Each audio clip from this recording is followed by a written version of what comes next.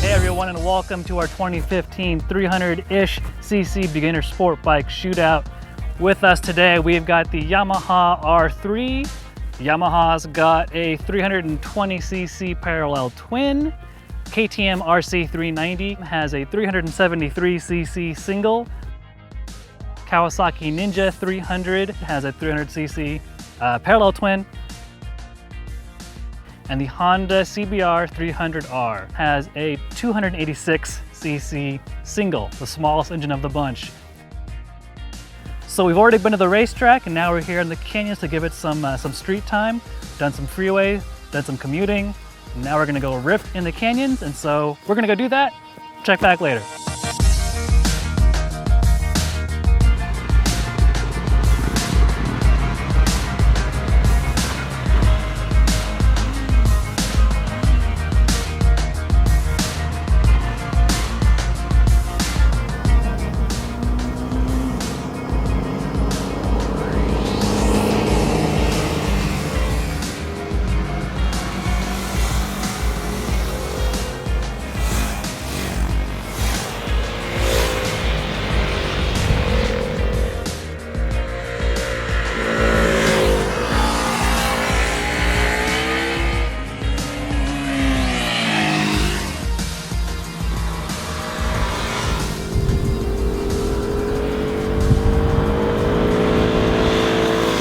So we've just come back from riding all four of these beginner bikes, and we've come away with a very surprising result in that the bike we thought would be the clear winner is anything but, and the bikes we thought would be languishing towards the back are actually pushing their weight up towards the front.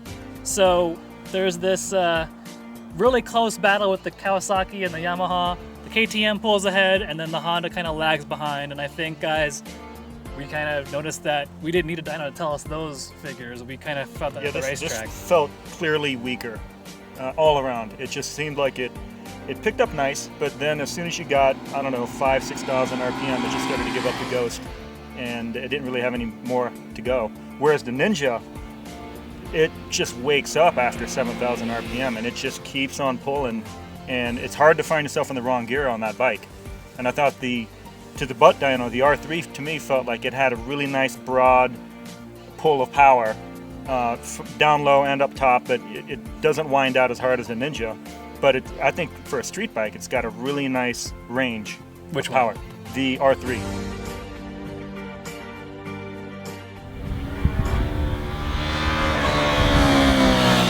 Well, the one thing that KTM has going for it is a race series in Moto America. None of these other bikes do. So if you're an aspiring racer, this is an awesome bike to get into and, you know, get your teeth sunk into as far as your racing credentials. And if you happen to win the championship, they'll send you over to the UK, I believe, and you can race in that championship too. So if you're a racer at heart, or a wannabe racer anyway, KTM's where it's at. To me, the KTM's a little bit disappointing because every other KTM we've ridden, including the Motorcycle of the Year, the Super Duke R, and the 690 Duke we had for a while, and every other KTM's have been such a fantastic bike. I really expected more from that one. You've got room to work on this motorcycle, you know, put a better shock on it, maybe do something with the front end suspension. That would, you know, cure a lot of its imperfections right away.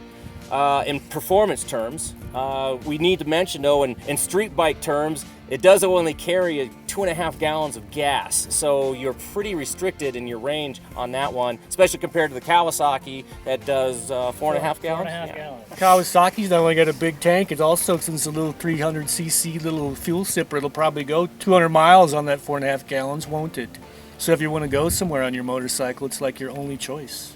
The Yamaha is only 3.7 gallons in it. So if you actually wanted to go across Highway 58 up to San Francisco or somewhere, this is the only bike you could go on. And the thing that's nice about the other thing the R3 copied is it looks like a Ninja, it looks like a sport bike, but when you sit on it, it's like a standard.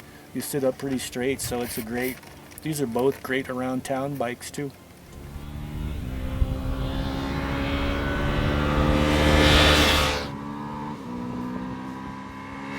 We almost didn't bring the Honda to this test because we thought for sure it would just Get blown get out of the blown water. away. And yes, its engine is underpowered compared to these three, but I keep telling this to myself in my helmet.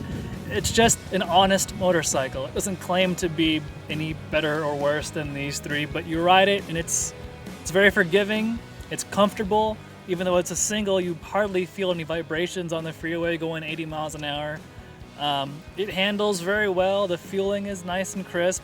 It's just underpowered. But well, we were passing liter bikes on the track with them.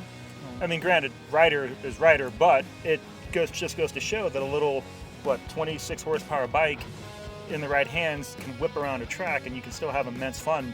And in fact, there's nothing like just grabbing a fistful of throttle and just pinning your ears back and hitting a turn and not really worrying too much.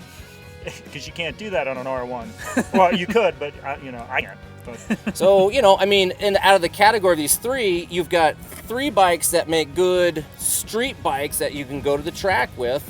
The KTM makes a really good track bike that you could go on the street with.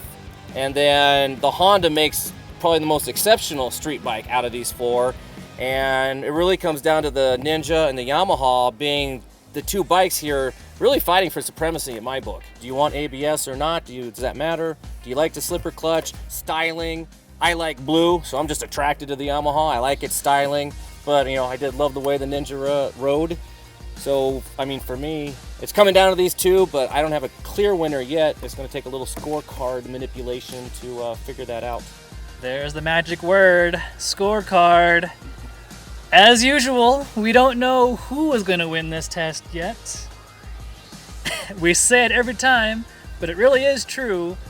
We really will have to go and fill out our scorecards, really think about this some more, and we'll bring you a winner. But to read more about it, go to motorcycle.com and find the rest there.